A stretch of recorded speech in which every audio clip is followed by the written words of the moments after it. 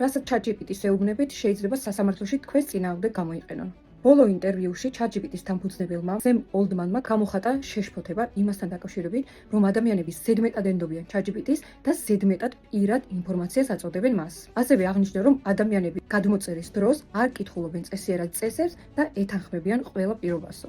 ცნობისათვის ChatGPT-ს რა ინფორმაციასაც მიაწოდებთ, ყველა ფაილი, ყველა კითხვა, ყველა სურათი, ნებისმიერი ინფორმაცია ინახება სერვერებზე და როდესაც პოლიციას ან სასამართლოს ეს დაჭირდება, ჩვენ იძულებული ვიქნებით ამოვიღოთ ინფორმაცია და გაუზიაროთ სასამართლოს ან პოლიციას. აქედან გამომდინარე, მეგობრებო, ძალიან კარგად დაფიქრდით, რას წერს ChatGPT-ს, რა კითხვებს უსვამ, მაგრამ ChatGPT-ს არ მიაწოდოთ ისეთი ინფორმაცია, რომელთან დაკავშირებითაც გაქვთ ეჭვები, რომ თქვენს წინააღმდეგ სადმე რაიმე ფორმით გამოიყენონ. ფრთხილად იყავით, მეგობრებო, ახალი ტექნოლოგიები ძალიან კარგია, მაგრამ ძალიან დიდი პასუხისმგებლობაა ჩვენთვის როგორც მომხმარებლებისთვის. კარგად უნდა დავფიქრდეთ, როგორ და რაში ვიყენებთ აი ამ ახალ ინოვაციებს.